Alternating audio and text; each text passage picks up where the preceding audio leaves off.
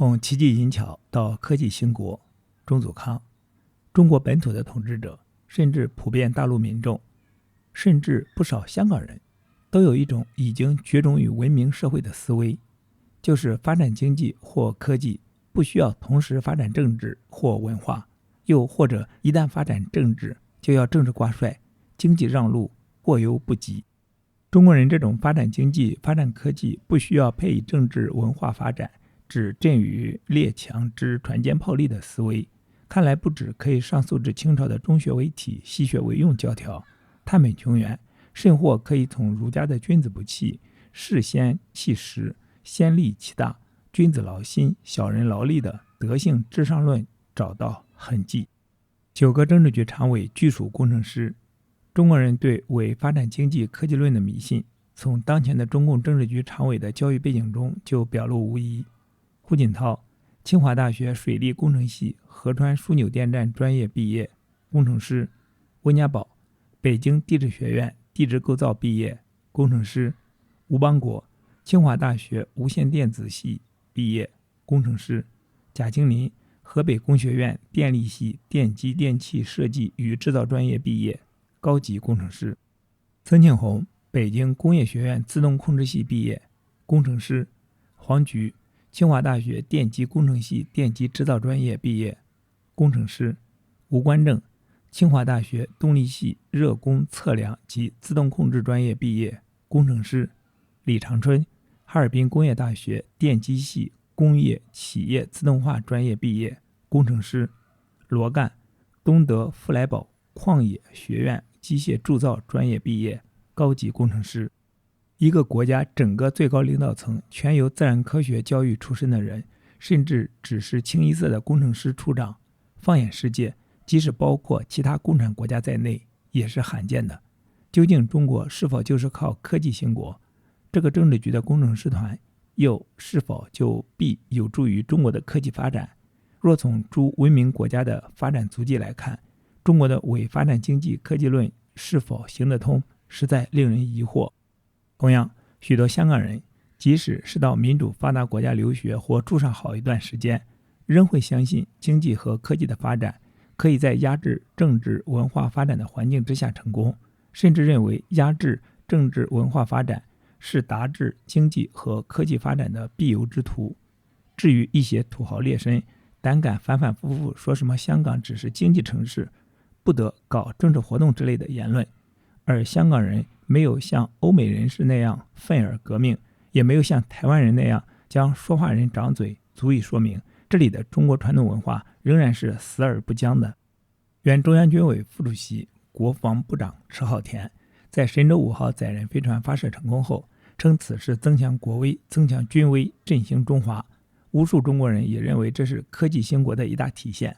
但所花的1000億元足以令多少家學校無法興建，多少學齡兒童無法就學，卻看來從來不是他們會考慮的問題。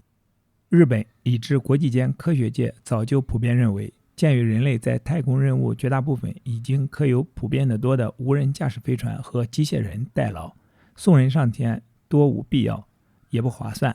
而中國的太空計劃正是軍事政治圖謀遠大於商業和科學研究，日本身為中國最大援助國，自然不能聽之任之。遂于神舟5號成功發射後大幅削減2成，來年對中國的援助從原來的11億美元減至9億1000多萬美元，並將省下的錢轉撥作伊拉克的重建援助。愛因斯坦專門技能並不足夠，中國從清朝視火車輪船為奇技淫巧，到今天的工程師隊伍治國，究竟是進步還是病態發展？我看是後者居多。到底一人值得中國人施法的，是否就只有船坚炮利？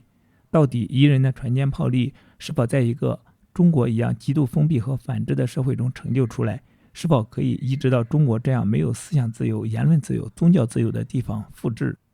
這些至關重要的問題，向來不是中國統治者關心的重點，也沒有，當然也不容許在中國本土好好的公開討論過。科學巨人愛因斯坦一向深得中國官民崇拜，不妨就聽聽他的看法。其實愛因斯坦就如許多出色的科學家，如哥白尼、伽利略、牛頓、罗素、沙卡洛夫、奧本海默等那樣，所關心的絕不只是科學的。要是有人以科技興國去就教於愛因斯坦，想必將他氣死。愛因斯坦多次強調通才教育之重要，其中一次說得很清楚，並廣為各界引用。單單授人一門專門技能並不足夠，否則這個人只會是一架有用的機器，而沒有和諧發展的人格。至為重要的是，學生要对不同價值觀有所了解和生動的體會，他必須對美、對善惡感應敏感，否則他縱有專門知識，也不過是一條訓練有素的狗，而不是和諧發展的人。所以我每每推崇人文科学之重要。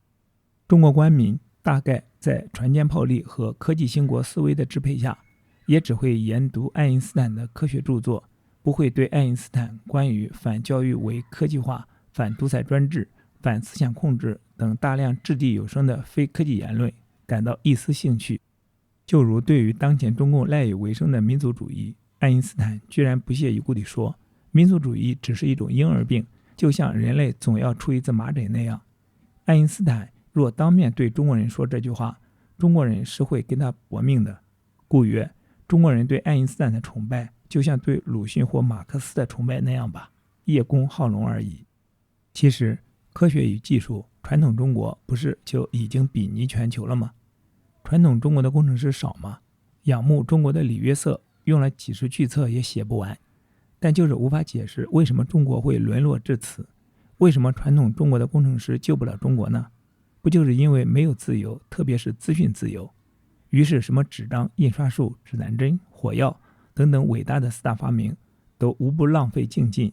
最後只能成為其他自由地方文明起飞的動力。中庸之道，痴人說夢。中國的發展向來都是這樣的，從一個極端走去另一個極端，非此即彼，故此亦失彼。一心不能二用，不是秦的滅絕人性，就是細的毫無節制，故秦細不能並存。從儒家經典上的溫良恭儉讓，到實際上的貧者無立錐之地的瘋狂兼併，從燕人乘風之性毀滅，到後宮3000之荒淫，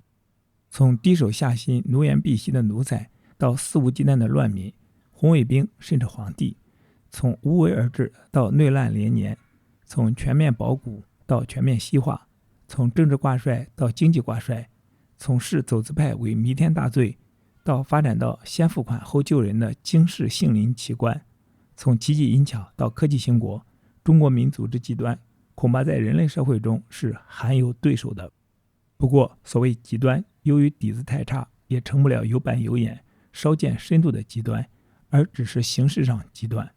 歸根結底，矯枉過正、過猶不及、形式主義掛帥，才是真真正正的中國精神。這就是一個民族停止獨立思考了2000年後的慘狀。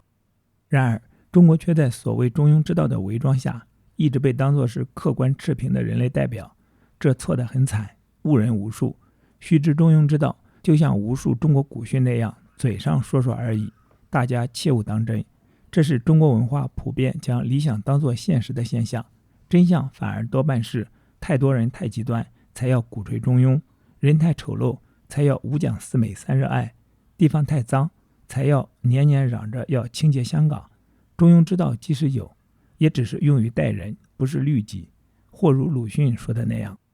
中國人倘有權利，看見別人奈何他不得，或者有多數做他的護符的時候，多是凶殘橫直，宛然一個暴君，做事並不中庸。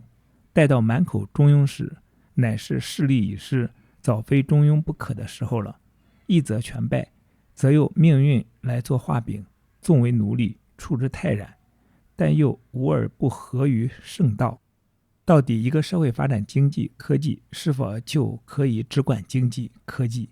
而完全不理甚至刻意糟蹋社會的政治制度、倫理價值、文化發展、宗教自由、言論自由等等？只要從希望工程教育基金被人中饱私囊，防洪大壩偷工減料，前國濫伐山林，濫採天然資源成災，贗品市場席捲全國，超標有毒食品貨如輪轉，城市過半兒童鉛中毒，智力發展受損，貧富懸殊10級而上，輔以10萬計國家精英留學後拒絕回國等等。這些本身並不一定直接與經濟科技有關，卻由於政治問責制度、社會倫理道德、言論自由等等無不當然，而得以應運而生，越演越烈，以致社會上的經濟科技根本難以健全發展。要不是虛應故事的敷衍，就是代價過高，而且多由弱勢社群承擔。